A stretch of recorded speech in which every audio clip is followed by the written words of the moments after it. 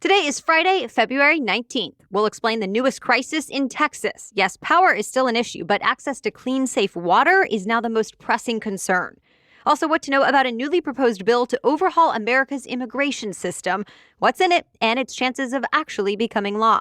Plus, where Facebook is banning news stories completely, how you can vote to help Amazon decide what it builds next, and we'll tell you about a first-of-its-kind animal clone.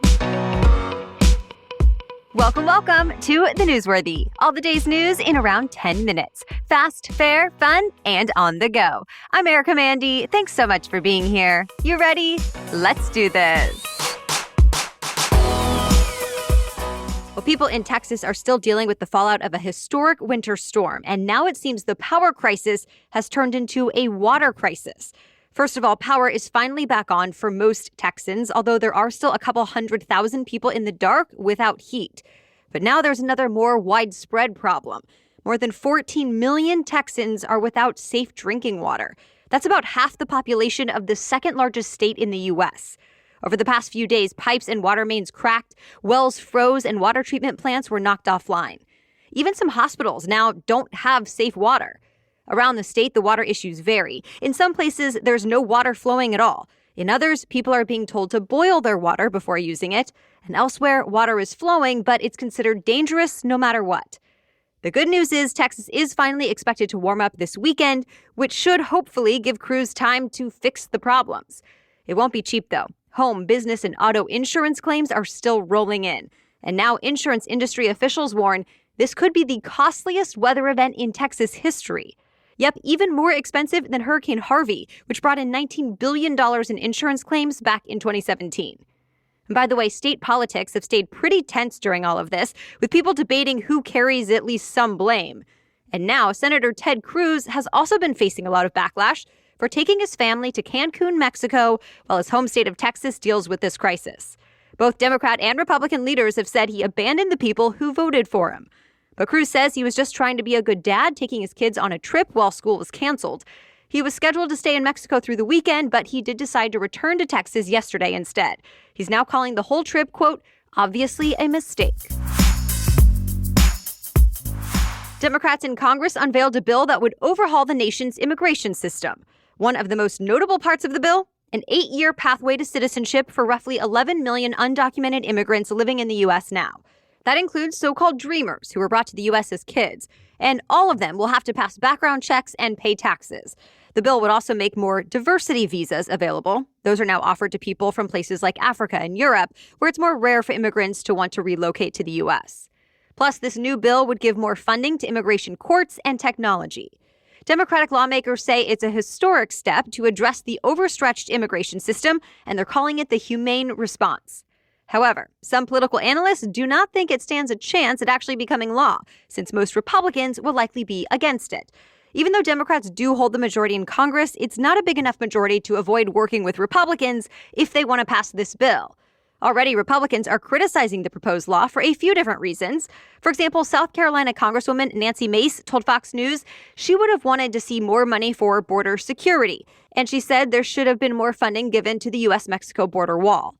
Others say it's just not the right time to be thinking about immigration, since COVID-19 relief needs to be the top priority, and we need to get Americans back to work before bringing in more foreign workers. And then there are some who say they could support portions of the bill, but not all of it. So another option would be to break this bill up into separate, smaller measures. Expect negotiations on this when lawmakers return to the Capitol on Monday. American and Iranian officials could be coming together soon for a new round of nuclear talks. The European Union invited both sides to meet, along with the other 5 countries who signed on to the last nuclear agreement back in 2015.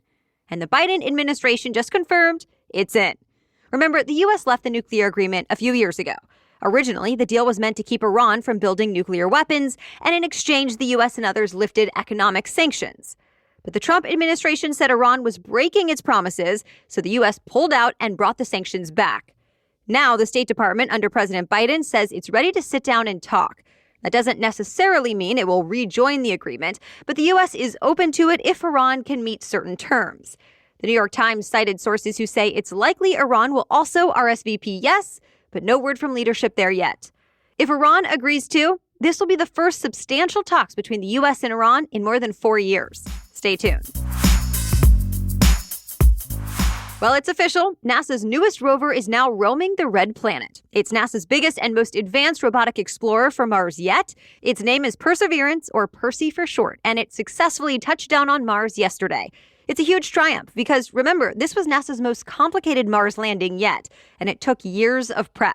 Well, all went according to plan. The rover avoided dangerous cliffs, sand dunes, and large boulders to reach its final destination. Now it has a mission, including gathering data that could show signs of ancient life on the planet. The samples will eventually be returned to Earth in about a decade. For now, you can check out that moment NASA flight engineers back on Earth heard touchdown confirmed and burst into cheers, applause, and even a few fist bumps. We posted that video on Instagram. Find us at NewsworthyPod. All right, we have much more news still coming up, but first, this episode is made possible thanks to Fitbod. You know that feeling when you don't really want to work out, but then once you get going, you're so happy you did?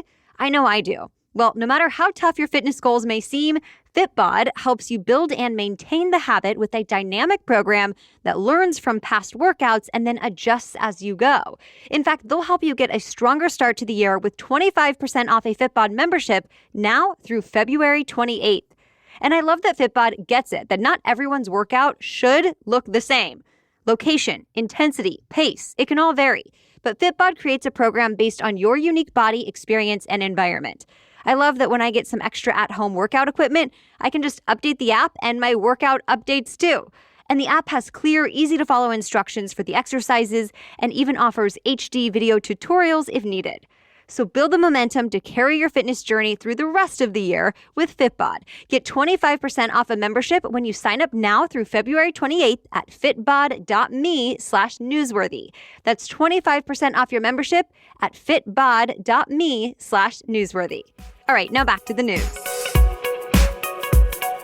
U.S. officials have taken millions of fake N95 masks out of circulation. The counterfeit masks look like they're made from the brand 3M, but they're actually knockoffs. And they might not have the same protection standards as actual N95 masks since they were never tested.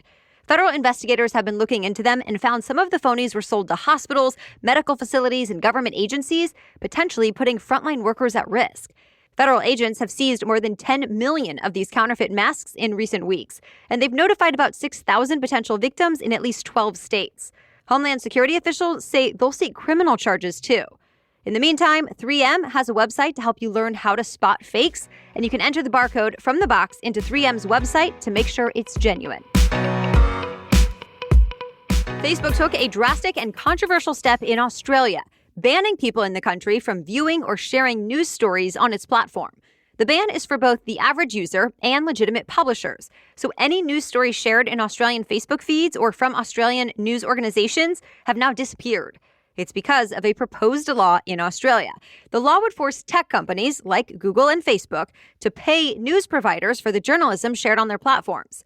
Google has agreed to it, but Facebook is pushing back. Facebook argues it's not stealing content when publishers choose to share stories on its platform. So it's sending a message with this ban. Australian leaders are now asking Facebook to reconsider, saying the law is meant to give media a fair go on tech platforms and that other countries may follow suit. In fact, Canada is apparently thinking about similar legislation, so stay tuned.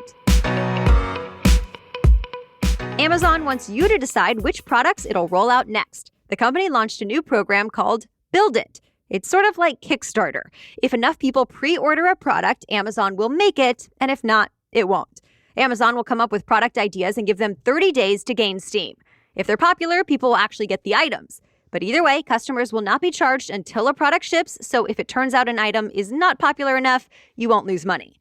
Already, there are 3 possible products up for consideration: a printer for sticky notes, a high-tech nutrition scale, and a cuckoo clock that you can program for all sorts of things. All 3 are so-called smart devices, so they link up with Amazon's Alexa. Of course, Amazon says it has more product concepts in the works.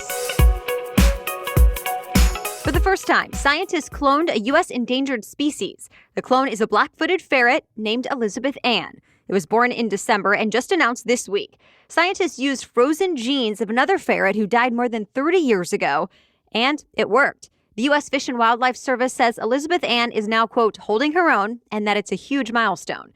She won't be released into the wild, though. Researchers will keep her for more research and breeding. As for other black-footed ferrets, they're pretty susceptible to disease, and it's tough for them to successfully reproduce. But 30 years ago, they were a little hardier. Now Elizabeth Ann has that DNA in her, so she and her offspring will likely face fewer challenges. Scientists think this type of work could eventually bring back extinct species or save other endangered ones. And that's it for the main news today, but now it's time for Feel Good Friday, when we bring you one extra feel-good or positive news story before the weekend. But first, this episode is made possible thanks to BlueBlox. BlueBlox was created because of a lack of science behind leading blue light blocking glasses. So they got to work and created 3 specific lenses for daytime, nighttime, and color therapy that actually aligned with what peer-reviewed academic research was suggesting. For example, BlueBlox says its Sleep Plus lens is the only true 100% blue and green light blocking lens for after sunset use, meant to improve sleep, reduce anxiety, and relax you. I've been wearing these when working right before bed, and I do notice a difference. And other options include the blue light lens that is the clear lens made for people who work under artificial light during the day, and that can help with things like headaches and digital eye strain. So learn more about all the options and the different styles and get 20% off your order at blueblox.com/newsworthy.